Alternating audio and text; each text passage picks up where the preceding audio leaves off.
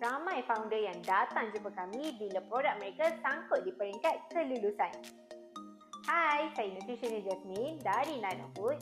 Hari ini saya nak kongsikan tentang Regulatory Affairs. Bagaimana pasukan RA kami pastikan setiap produk sah, selamat dan patuh undang-undang dekat Malaysia. Di sinilah peranan Regulatory Affairs ataupun RA.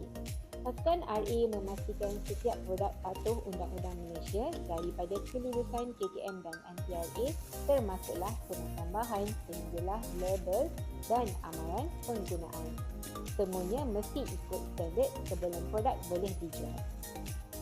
Sebab tu penting untuk pilih OEM yang ada sistem RA yang betul dan dengan Nanofood, produk anda bukan sahaja boleh dipasarkan tetapi ianya juga sah, selamat dan juga dipercayai. Kalau nak tahu lebih lanjut pasal proses OEM dan kelulusan produk, boleh like, follow dan komen dekat bawah.